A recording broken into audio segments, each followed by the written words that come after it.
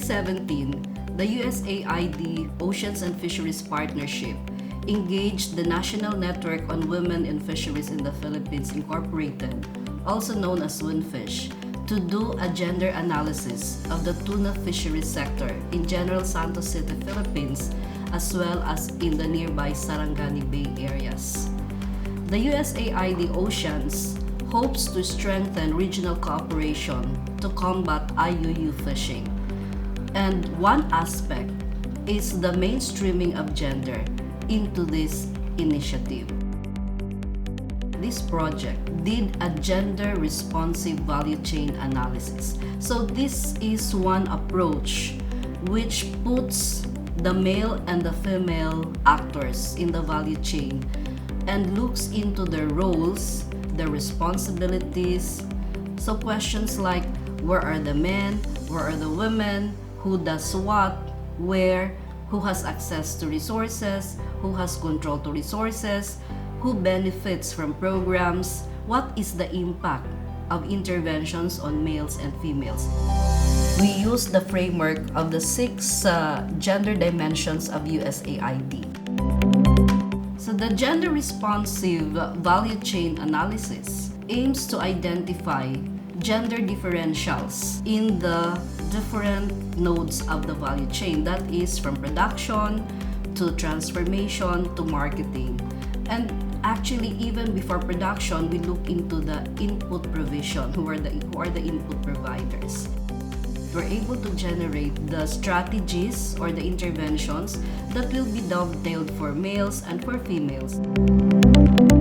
These issues border on gender equality and women empowerment.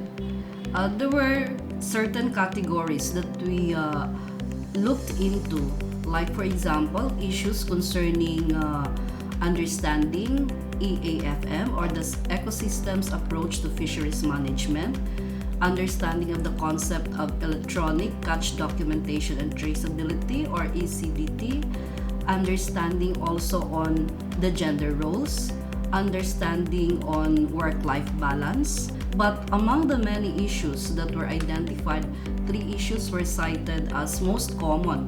So one is the low gender sensitivity of both value chain players and enablers. The other one is the stereotype that is prevalent in the traditionally male-dominated fishing sector. So the stereotype usually hinders the participation of women in many aspects in fishing, like decision-making or in participation in some activities and some economic initiatives in the sector.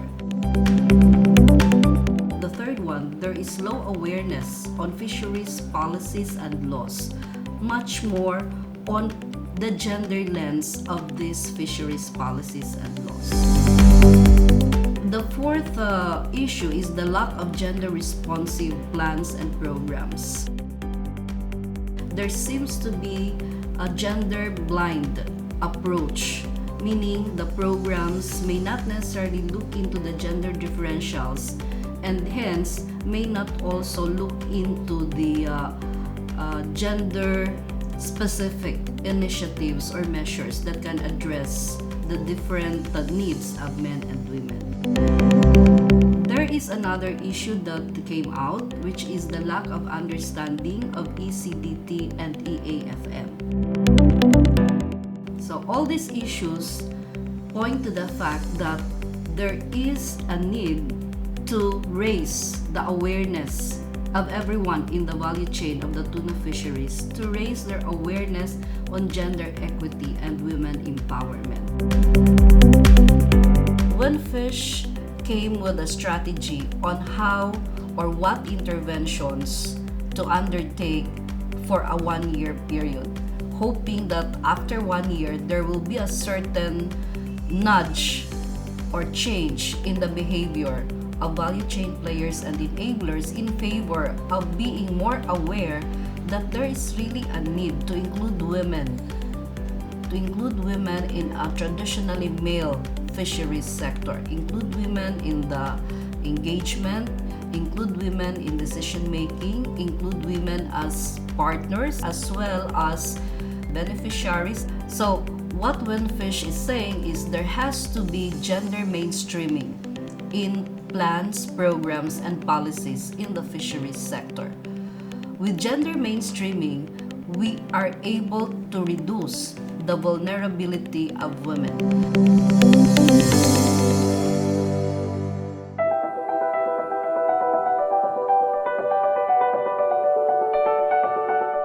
One of the interventions that we carried out to promote gender equity and women empowerment in the region's fisheries sector is to ensure gender governance.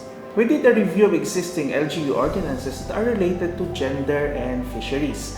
And we noted that fisheries ordinances are mainly focused on the natural and fishery resources and were silent on the human resources that compose the fisheries sector. We also noted that the GAD code is silent on the fisheries sector, which is odd because Jensan and Sarangani are considered the tuna capital of the country. Based from our reviews and consultations with other stakeholders, we drafted proposed revisions of the fisheries and gender ordinances. We made sure that the GAD code has elements of AFM and provisions on the welfare of women and men in the fisheries sector.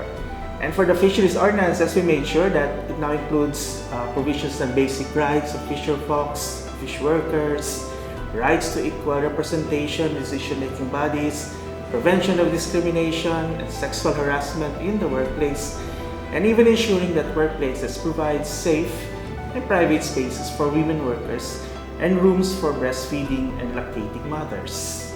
These additional provisions are consistent with one of the basic pillars of EAFM, or the ecosystems approach to fisheries management, which is good governance to ensure that we maximize ecosystem benefits from our oceans while ensuring well-being of society. We practice good governance by making sure that all processes are products of consensus, is participated by men and women, and it is inclusive and ensures gender equity, among others. With Jensan being the leader in the tuna industry, especially in the fisheries sector, well, I feel positive about this. That it's about time that we include women leadership in this industry dahil napatagal lang yung industry ng city, no? And still the city is recognized as tuna capital of the Philippines, but yet hindi natin na-recognize or formally na-recognize yung involvement ng women in the industry, and I think it's about time na we need to do this for the future generation. So I'm very positive about it and will fully support. So through the WinFish, it made me realize that we are a city driven by the fishing industry. There are very few legislations directed particularly to the women in fisheries. I think that should be addressed.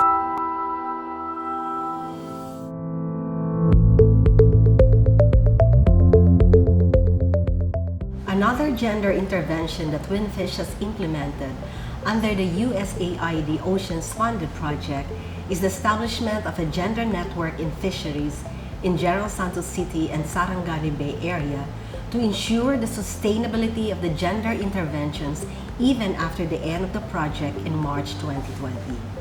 The network is now composed of about 60 members coming from the public and private sectors and from non-government organizations.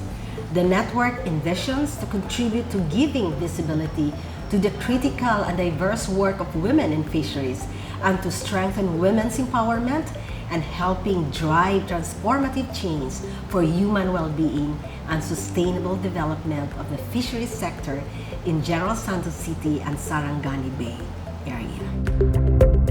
To ensure that the conversation or advocacy on promoting gender equity and women empowerment in fisheries among the members of the network, gender partners, and gender champions will continue even after our exit, an online platform was established.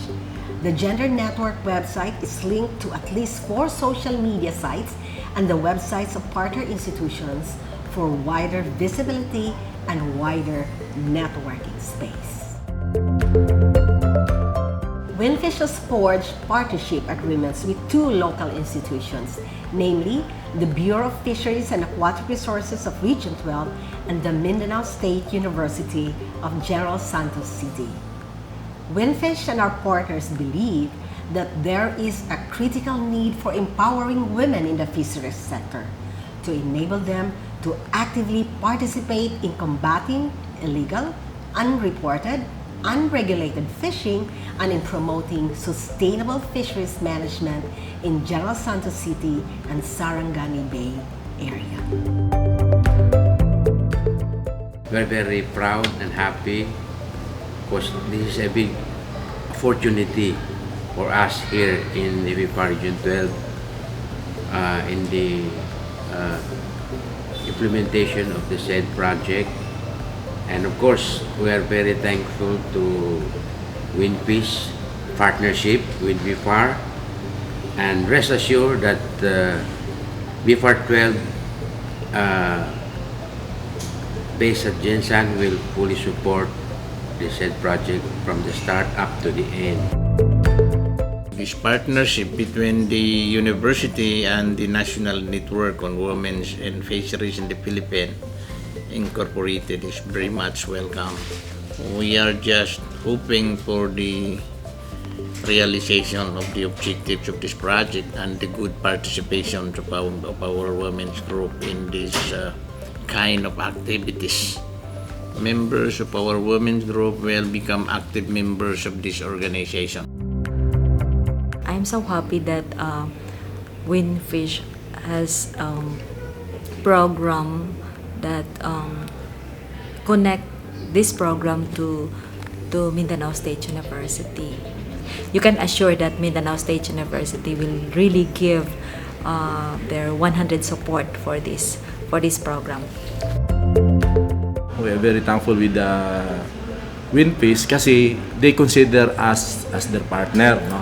We are willing to engage for another future partnership with the Winfish. Yung mga babae, particularly the spouses of our members, no, tuna handliners, are very much involved or active, no, in terms of financial management. We look forward to a partnership with Winfish in order to sustain our GOD initiatives, particularly in fishing. The website for the Gender Network is an avenue for interaction for all tuna fisheries players.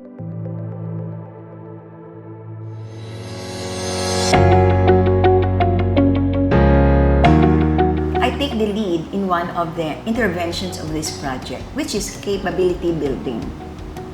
We developed a curriculum which tried to raise the awareness of the participants on the role of men and women in the tuna fisheries value chain, where they're supposed to go more into sustainable fisheries management and ECDT implementation. We also provide participants with a gender lens. We also wanted them to appreciate the importance of shifting from a gender-blind approach to fisheries management to one which is more aware of the gender differences, identify, recognized, and addressed. So, we also try to enhance the participants in the integration of gender perspective in EAFM and ECDT. Now, we started with giving GOD orientations during the inception meeting with selected government personnel, value chain players, handliners, women fishers, and LGU personnel. We also conducted a focus group discussion and a survey which revealed that our participants have low knowledge on EAFM, ECDT, also a low level of gender sensitivity and gender awareness. We then came up with a training design which we conducted last January or this January, which consisted of a gender orientation on EAFM and ECDT to these groups, the value chain players, non-government organizations, the enablers, the women fishers, and potential trainers. So out of this group, of almost 150, we expect that we have raised the awareness of our participants in understanding the concepts of gender equity, gender equality, and women's empowerment. So I have attended several activities of WinFish, including the FGD. So there I have realized the importance of involving women in the activities of the fisheries sector, especially in the livelihood. Naka-attend ako ng ng training sa WinFish at saka yung FGD na kinandak dito mismo sa conference room namin dito sa baba. Sana mayroon pang magkaroon pa rin ng training ang WinFish more about gender development. When I was invited to speak in one WinFish meeting, when they introduced the importance of gender mainstreaming in fisheries, our economic driver here in Sarangani province, that day was to become a turning point in my desire to advocate putting a gender lens in our fisheries plans, programs, and policies. With the help of experts from WinFish, my resolve to embrace gender lens in AFM and ECDTS to fight IUU fishing has been strengthened. And my knowledge that I've got from WinFish during the National Tuna Congress has a big help to make fisheries sector more inclusive and women empowered.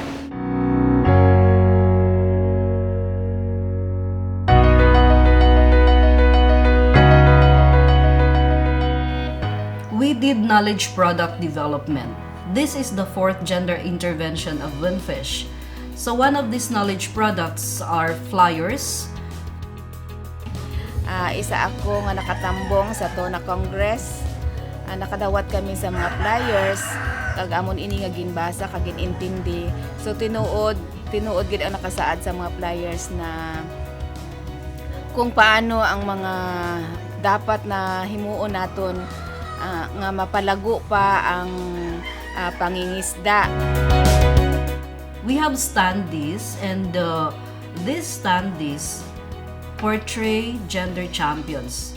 These are gender champions who can influence and who have the interest to advocate gender mainstreaming in fisheries. Ug ako gani nga gi-share didto pag ato nako sa Iloilo nga dito gi-held ang conference sa 12 EFEF.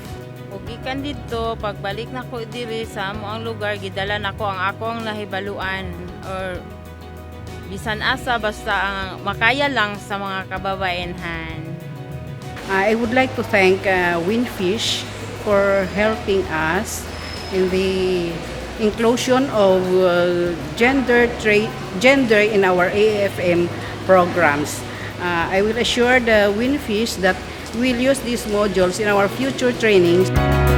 Okay, another of these knowledge products which we developed are the message tarpaulins, message t-shirts, message twistable freebies like fans. All of this we disseminated and distributed during the National Tuna Congress. We are also producing 3 videos on one, women's faces in the different areas and also along the value chain. Another video on about this project and what gender interventions can be made in order to raise awareness on gender equity and women empowerment. And we also have a third, an animated video on the role of women and how they are partners of men in the fishing community. We also have 2 comics. One of this is something that shows that there is a gender lens in ecosystems approach to fisheries management, or EAFM. The second comics is about a gendered ECDT. We hope to translate something very technical to something popular that the fishers, the processors, and the traders in the fishing communities can readily understand.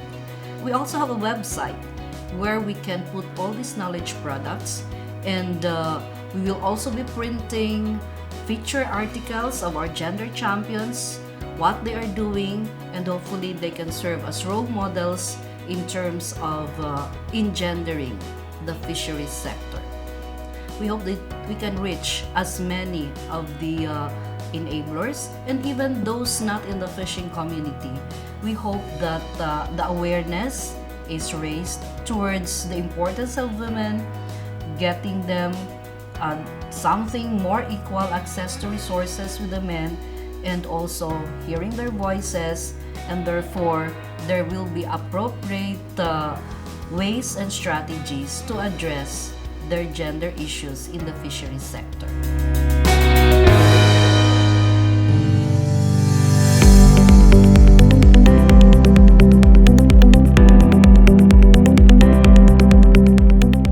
WinFish will always be your partner. We may be at the University of the Philippines, Visayas in Iloilo City, but we have already a network. We have a gender network, and that is where you can reach us. And we hope that this partnership with the LGU, with the academe, with the private sector will be continued so that we will all be in this together to raise awareness of the fisheries sector on gender equity and women empowerment.